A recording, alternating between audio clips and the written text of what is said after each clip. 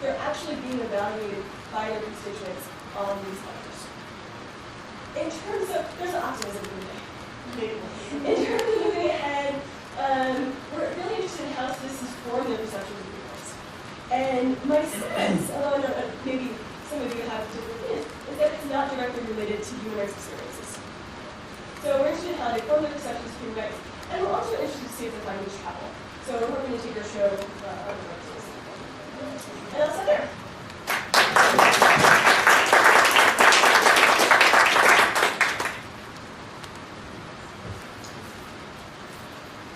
You've got 13 minutes. Amazing. Ready.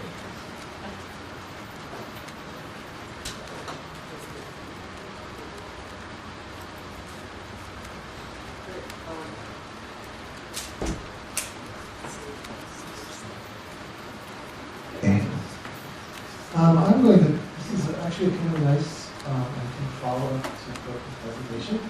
I'm going to talk about experiences of crime and attitudes toward human rights in Mexico. It's a little bit of a misnomer because I'm talking about mostly crime and a little bit politics.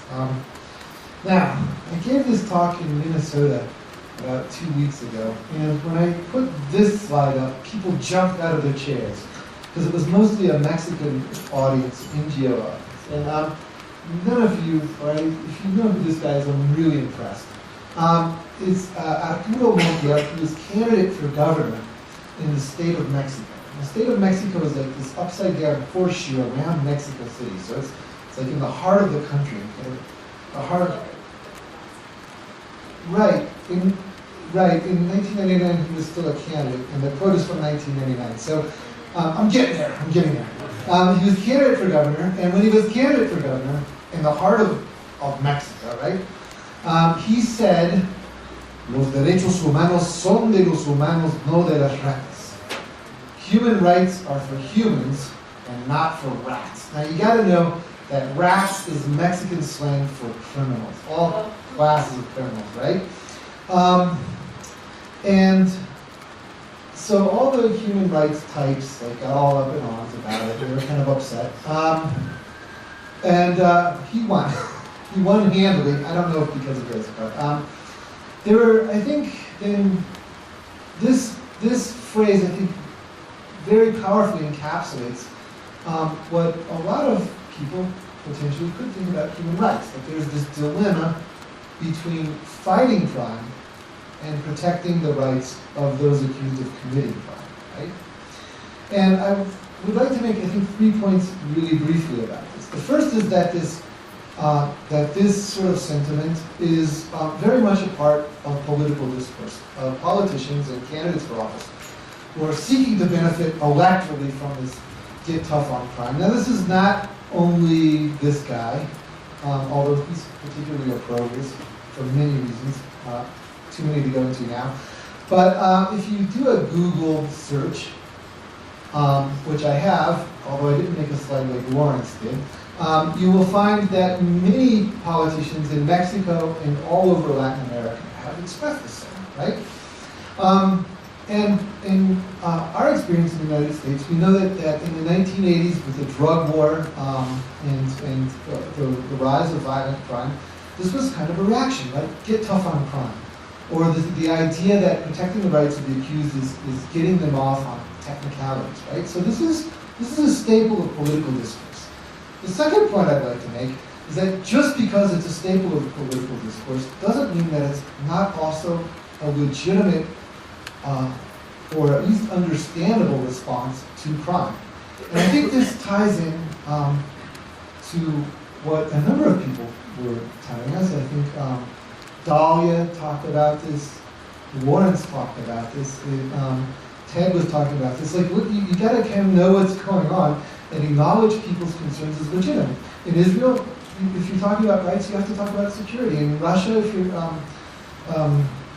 talking about rights, you have to acknowledge this sort of anti-foreigner sentiment, right? So know where it's coming from, right? And then the third point I'd like to make, this dilemma between fighting crime or protecting rights, we immediately recognize it as a false goal. You got to do both, right?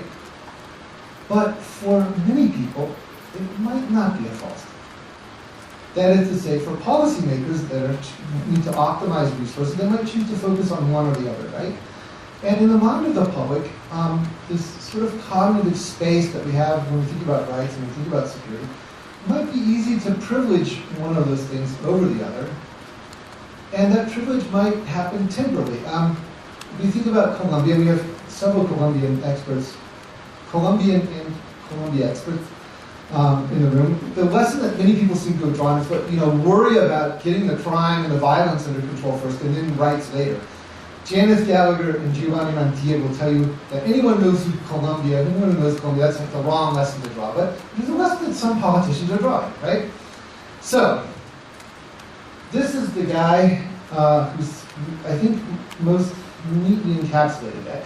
Let's think about the context of rights in Mexico over the past decade or more. The first is rising crime and human rights violations. Over 100,000 homicides, 25,000 forced appearances. The numbers vary, but that's roughly the ballpark, since the drug war began in 2006. And as several of my colleagues have documented, Alejandro Anaya, Catalina Perez Correa, complaints against the Army, Navy, and police forces about human rights violations are written, right? So the rights context is terrible. There's a rights crisis. On the other hand, there's an increased commitment to human rights in Mexico on the part of the government, and we were talking about this with Monica over lunch.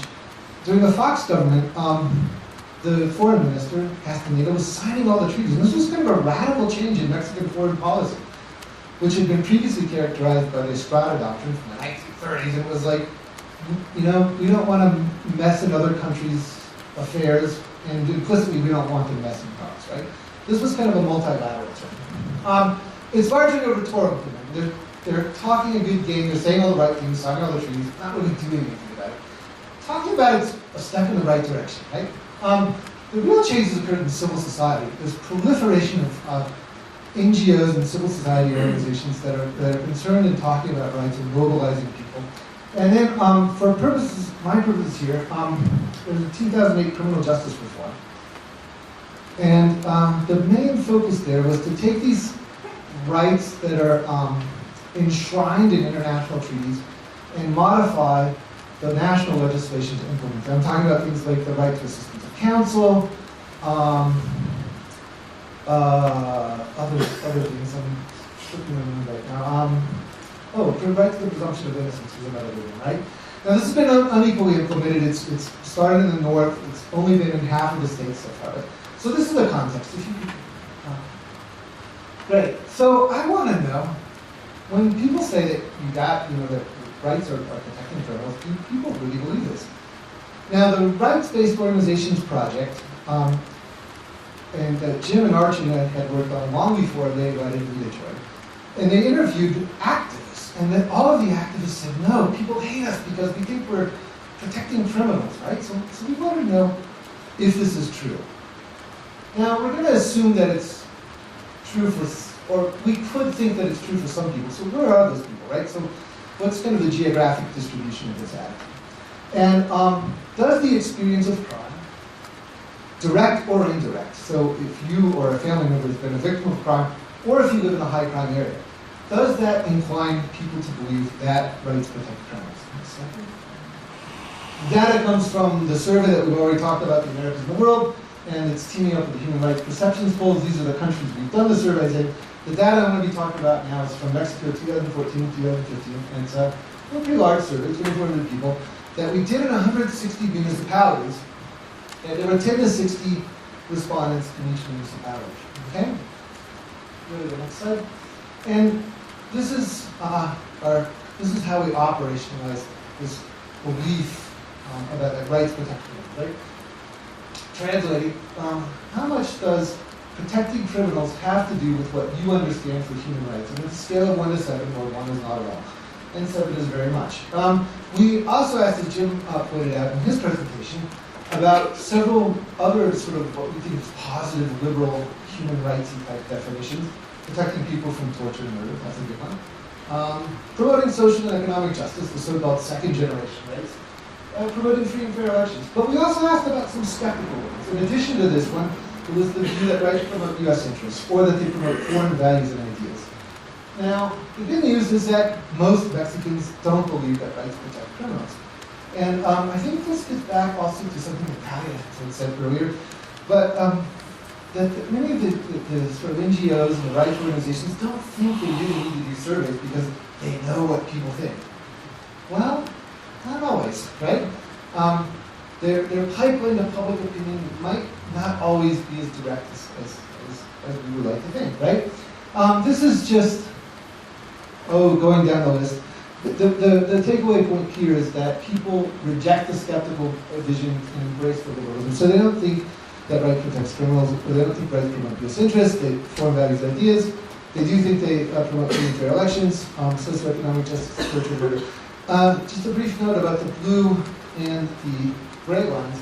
We had an elite survey of 500 elites drawn from business, government, that sort of thing. And so the gray is the elites, and they seem to believe the skeptical definitions even less than the public, and embrace the positive definitions even more. Next slide, please. Now, this is the geographic distribution. Now, I did calculate municipal level averages for each one. The survey people here asked, well, how do you do that with 360 respondents? And there's a technique called small area estimation. I won't go into it, but the basic idea is we have information, some information on people from those places, but we have information on people similar to them that live in other places, and we have information on other municipalities that are in some sense similar to these municipalities. So when we combine all these sources of information to calculate a municipal level average, that's kind of it in a nutshell. Now, the green places are the good ones, right? They don't believe that rights protect criminals. And the red, so the orange is getting kind of bad, and the red are the really bad ones. And what we notice about the red ones is that they're concentrated mostly in the north, and specifically in the states of Nuevo León and Tamaulipas. A little bit in Guerrero, and a little bit on the southern border. When you break it down, the average in these northern border states, the average belief that rights protect criminals is 1.4 points higher than in the rest of the country. So this is a pretty significant difference. It's like 1.4 out of a 6-point range, 1 to 7, right? That's pretty good. Next, please. The causes. So we asked about direct experience, like has you or a family member of yours been murdered, kidnapped, or robbed, I think in the past 3 years was the time frame that we looked at. But we would think that the direct experience of crime would sort of disincline people to have these positive conceptualizations of rights. But we could also think of that living in a high crime area might also be important, or perhaps even more important. My experience might be atypical, right? If I live in a kind of nice neighborhood and I get mugged, most of my neighbors aren't getting mugged. Although if I were to mug people, I think I'd be coded with it.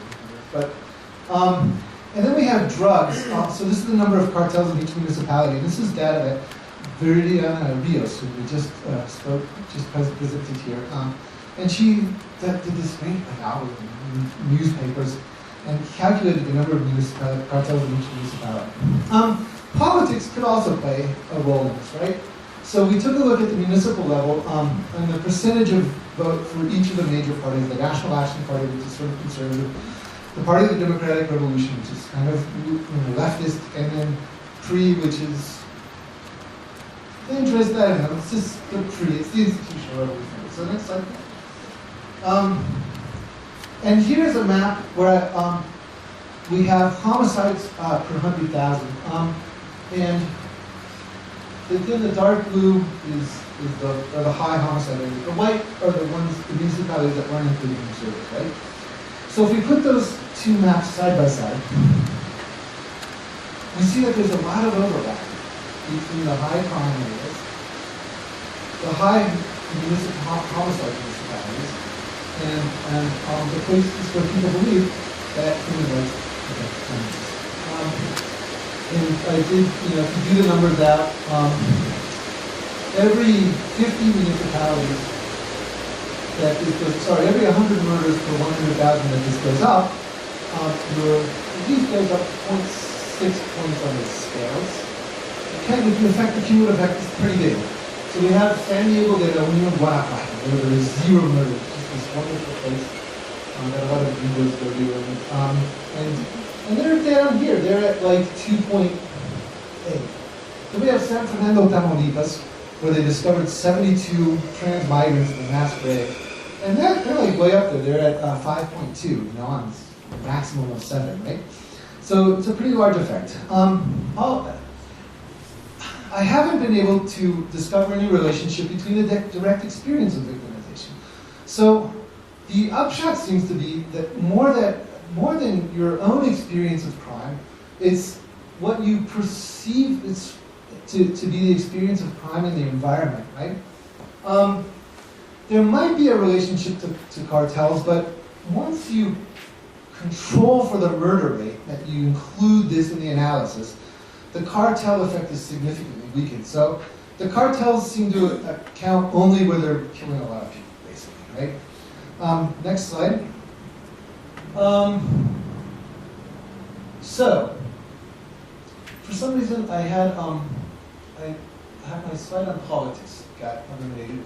But the basic upshot there, and I'll correct this for the conference proceedings, is that in the municipalities where the PAN receives a higher vote share, this belief that crime protects criminals goes up. So it's a pretty big effect. Every 10% that the vote share goes up bumps it up by something like 0.3 or 0.4. So, you know, over 60%, that's a pretty big effect. So I'd like you to imagine a nice little scatter plot with a line, okay? You got it? Now, I'll finish with this. Is this useful for advocates of human rights? And I'm trying to think, you know, I was once one. I was, you know, on the NGO side of things. And we didn't have these surveys when I was doing it was like scattershot. But, you know, I'm thinking it could be useful for these 3 things. And Lawrence in his presentation, I think, gave some really great practical advice. Diagnosis. It's a good thing to know, right? That most people, this is like the good news, right? So I'm with Courtney and I'm against Ted, but these are different countries. So I'm on the good news side here. And it's a pretty good thing to know that most people reject this idea that rights promote criminals. So targeting though. This is kind of a way you can do it geographically, right? Like, wow, we know that some people believe this, and most people are in the north. So we can look at it either from a perspective of mobilizing supporters, and if I want to do that, don't go to the north, or convincing people, like moving public opinion to Europe. And if you want to do that, then you got to figure out how to do it in the north, right? And then messaging. What would be the lessons of this from messaging? Well, man, you can talk about rights really robustly, right? Man, people, I think Mexican NGOs and many around the world tend to use this dry, bloodless, like, Article 12 of such and such convention. Sorry. I think that we can talk about this in a really a sort of like less legalistic and more rightsy language, right? And we don't have to fear that when we talk about rights, we're supporting criminals. I wish that Roberto Hernandez had come. He did this great movie about called Presumed Innocent, right? It's about these people that were in the justice system. Huh? Presumed guilty, sorry, yeah. And so they were falsely accused of crimes, and they had their lives destroyed. So maybe that's the type of messaging that we need to do. Thank you very much.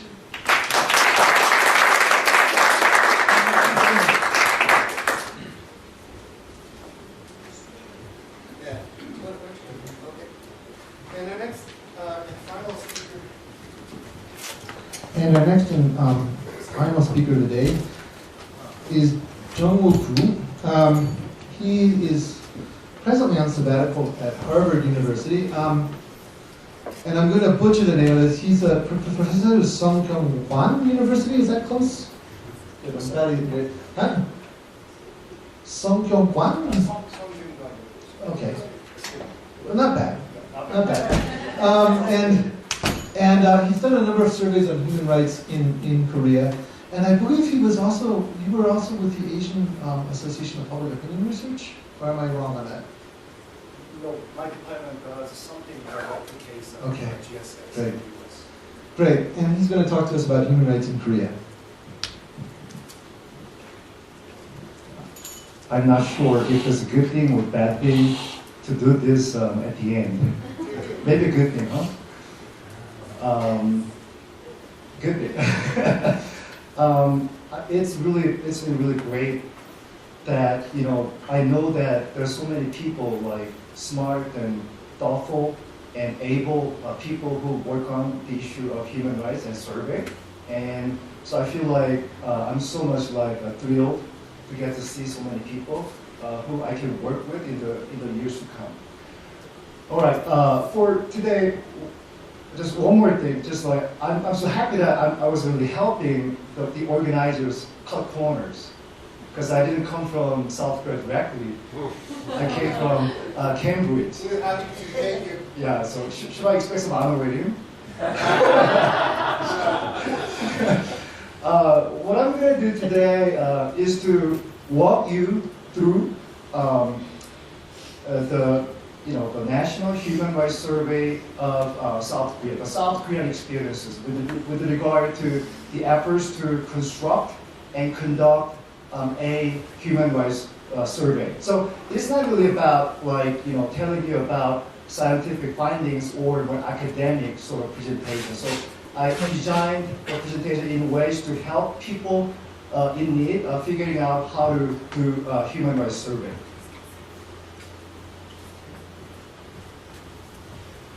Origins. South Korea in 2011 adopted the National Human Rights Commission of South Korea in 2001. Human Rights Commission is a government-sponsored human rights watchdog whose mandates are explicitly devoted for the promotion and protection of human rights. So what they do all sorts kinds of things. They receive complaints and then investigates on the complaints, and they make policy recommendation for the parties involved, and then they also develop connections and relationship with civil society and media. One of the things National Human Rights Commission of South Korea engaged in was to make a human rights survey in an effort to promote human rights. Note this, to promote human rights, not protect human rights. It's more like how to prevent human rights abuses from taking place in the future. So to serve the goal, they felt compelled to come up with some sort of human rights survey.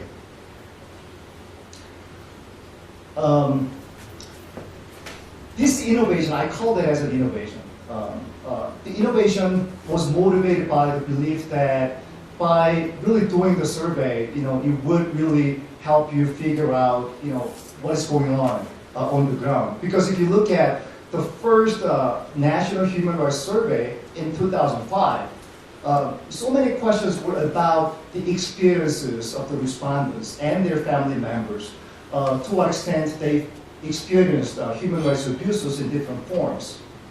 Maybe too overwhelmingly dominated by those kinds of questions, but you can get to see what was the motivation behind, to get to learn about the extent to which citizens underwent human rights abuses.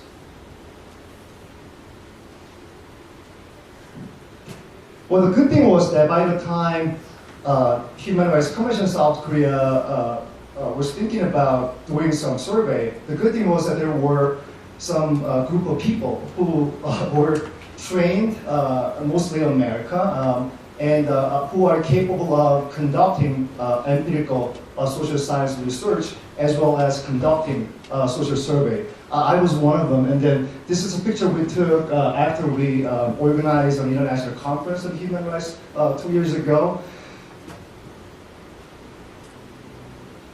Now, let me talk about the central figures of the National Human Rights Survey of South Korea. The main features are fourfold. What, who, why, how. The National Human Rights Survey of South Korea was very unique in the sense that it was exclusively devoted to human rights issues with almost 200 question items and over 18 pages. So intense human rights survey. By whom? It was actually a byproduct of the collaboration between the three parties. One was a think tank led by researchers at SNU, Seoul National University, Institute of Social Development and Policy Research, and then with partnership with the funding from National Human Rights Commission of South Korea, and then the survey itself was actually conducted by a private, commercial survey agency. So it was like if you will, it's like a form of tripartite collaboration between the three major parties involved. Okay, so researchers put in time and effort to come up with a nice set of questionnaire, and then the agency knew about how to conduct survey, and the government provided the funding for doing that. Why? Absolutely to promote, to monitor human rights, to what extent human rights abuses on the ground. How? It was conducted through a nationally representative sample. The sample size was 1,500. And then the principles that guided our efforts, as I was one of the members involved to construct and conduct the survey. The principles that guided our efforts are the following. One, temporal compatibility. So in the sense that we wanted to compare what we found from the previous surveys, in particular the survey conducted for the first time in South Korea in 2005. So to be able to measure to what extent the way people understand human rights have changed over time for the last 6 years. Number two, cross-national compatibility. You need to be able to compare what you find to what other people found from other cases. So what we did was to consult extensively other cases from surveys in Russia, surveys in the United States, surveys in Spain, and surveys in Japan even. So to be able to come up with a couple of questionnaires that allow us to compare over countries. Number three, comprehensiveness. What I mean by that is that we want to make the survey as comprehensive as possible with regard to the two dimensions. One is more horizontal dimension in the sense that whether we can be able to include multifaceted aspects of human rights at the same time, rather than being biased toward a particular form of human rights. So we wanted to make sure that we cover not only civil and political rights, but also economic, social, and cultural rights, and the rights of social minorities. And vertical dimension involves the dimensions of human rights orientations of individuals. Whether we talk about simple dimension of knowledge or awareness, or are we talking about the extent to which individuals prove or disprove human rights policies, or whether we're talking about the dimension of action or behavior or commitment. So particularity, which is really important because we're doing a national human rights survey, so you need to be able to meet the needs of what your own human rights communities want and needs. What groups you want to target, what particular kinds of rights do you want to bring up in the survey. So for example, in South Korea, because we face North Korea as a potential threat, so there is a law called the national security law. There's often used as a weapon to repress